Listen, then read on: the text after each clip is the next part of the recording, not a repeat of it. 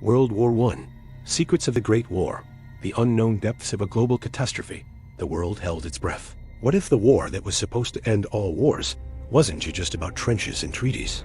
What if hidden in the mud of Europe are untold stories of human resilience, horrific innovation, and leaders who gambled with millions of lives? Our journey into the First World War begins not with dry statistics, but with the smell of cordite and the eerie silence before a storm. As a historian, I invite you to step into a time when Europe was a powder keg, and a single spark would plunge the globe into chaos. By the early 1900s, the continent was a web of alliances and rivalries. Industrial powerhouses, Germany and Britain, raced to build battleships. France sought revenge for its humiliation in 1871, while Russia and Austria-Hungary competed for influence in the Balkans. Each great power was ruled by a man who believed his country's honor was indivisible. Kaiser Wilhelm II, who had dismissed his cautious chancellor Otto von Bismarck and pursued a new course of personal rule, steered Germany toward naval expansion and an erratic foreign policy. In Russia, Tsar Nicholas II clung to autocracy and saw himself as the father of his people. Yet he vacillated between modernization and repression. When discontent erupted, he offered concessions with one hand and force with the other. Across the Channel, Britain's political scene was dominated by David Lloyd George, an energetic Welsh radical whose rise would change the course of the war. The stage was set for disaster. On a sunny June morning in 1914, Archduke Franz Ferdinand of Austria-Hungary rode through the streets of Sarajevo. The empire wanted to show its power. Serbian nationalists saw an oppressor. Shots rang out. The heir to the throne died in his wife's arms, and Vienna's aging Emperor Franz Joseph saw the assassination as divine retribution. Within weeks, mobilization orders were signed. Tsar Nicholas II hesitated, but eventually authorized general mobilization after Austria threatened Serbia. Kaiser Wilhelm II, despairing that his personal pleas to his cousin could not prevent war, signed Germany's mobilization order and then found himself sidelined by his own generals. Alliances snapped into place, and Europe slid inexorably toward the abyss. When the guns of August thundered, Kaiser Wilhelm II expected a swift victory. His earlier decisions had already shaken Europe. He had broken with Chancellor Bismarck, appointed subservient ministers, championed a navy to rival Britain, and caused scandals with his meddling. In 1914, he vacillated between aggression and caution. Once war began, his generals, Paul von Hindenburg and Erich Ludendorff, dominated strategy.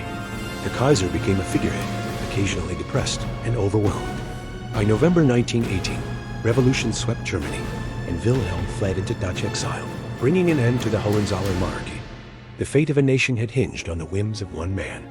France's premier, Georges Clemenceau, was nicknamed the Tiger for a reason.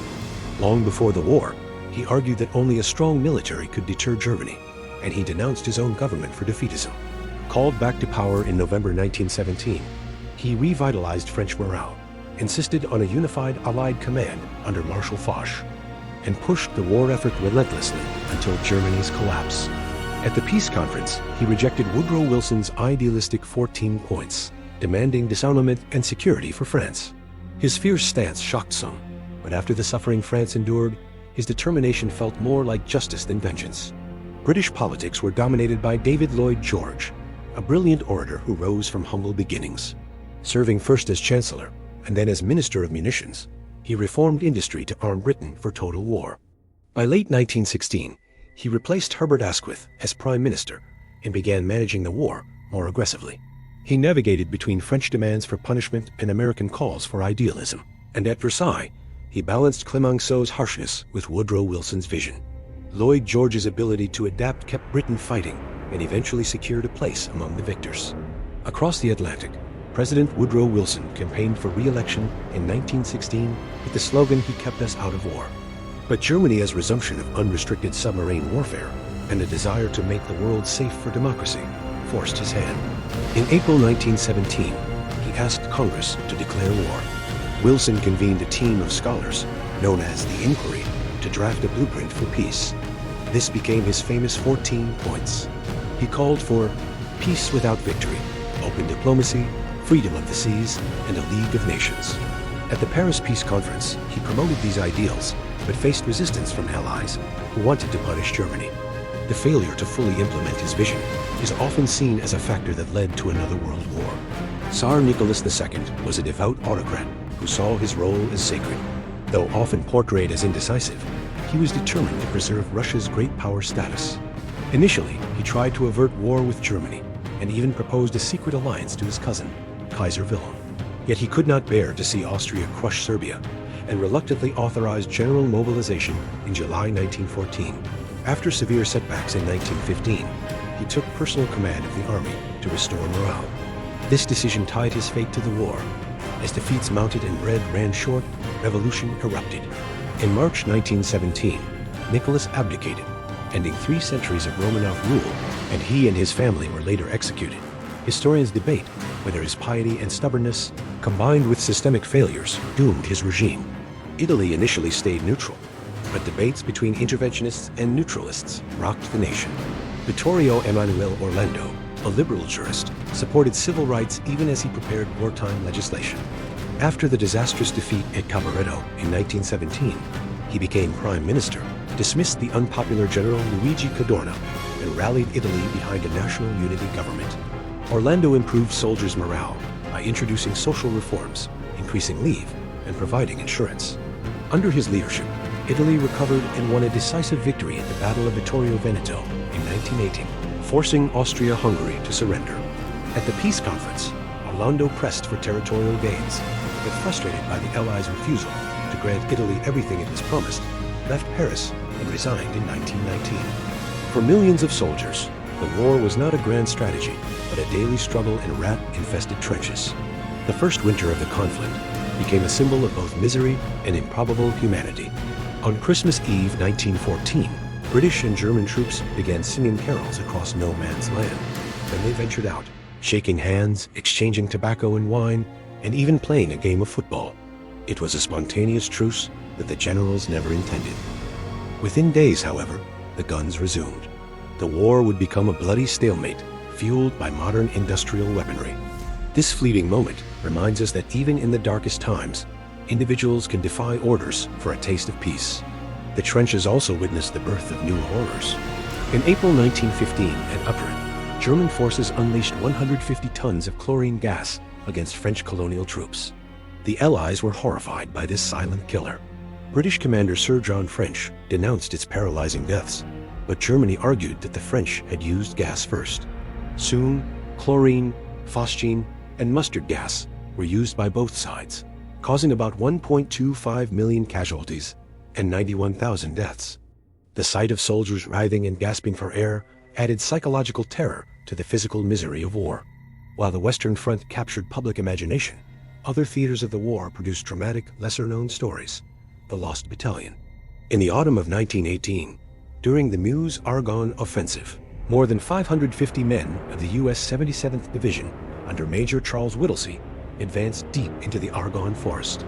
Cut off when flanking units retreated, they were surrounded for 5 days, enduring constant German attacks and even friendly artillery fire. Whittlesey refused to surrender, sending a desperate message by carrier pigeon. Our own artillery is dropping a barrage directly on us. For heaven's sake, stop it.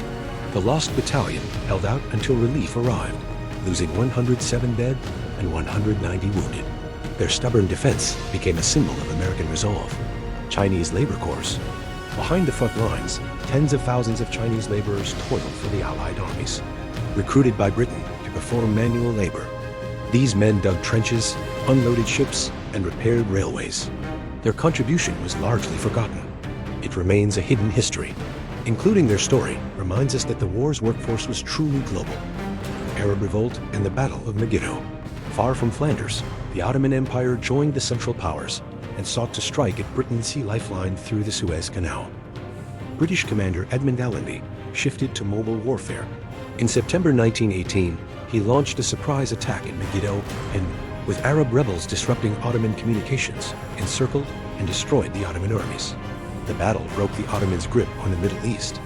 Less celebrated is the diplomatic work of British officers like Cyril Wilson, whose support of the Arab Revolt ensured its survival. When American troops arrived in 1917, the balance slowly tipped. Their fresh manpower bolstered exhausted Allied armies. Meanwhile, Germany gambled on a final offensive in spring 1918, but failed. The Allies counterattacked, pushing the Germans back toward their borders. On the Eastern Front, Russia's revolution led to a separate peace, freeing German divisions that were quickly consumed in the West. By autumn 1918, the Central Powers were collapsing. Bulgaria sued for peace, the Ottoman Empire capitulated, and Austria-Hungary fractured along ethnic lines. Amid these seismic shifts, ordinary soldiers still faced daily terror. In the Argonne, an American battalion survived on courage and the cooing of a pigeon. In the Middle East, Bedouin camel riders charged alongside biplanes. The end came suddenly. On the 11th of November 1918, the guns fell silent. Yet the peace was uneasy.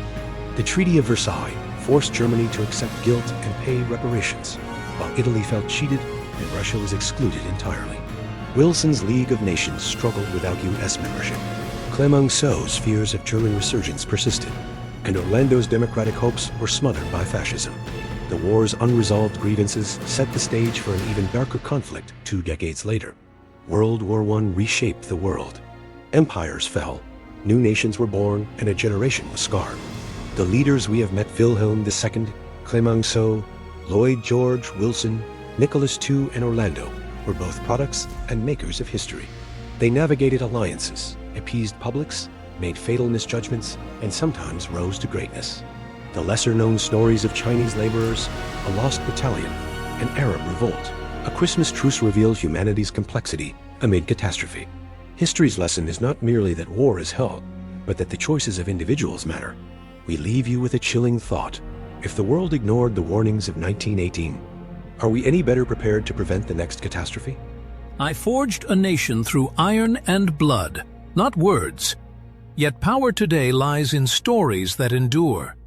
If you wish to understand the minds that shaped empires, then join us. Subscribe to We Are History.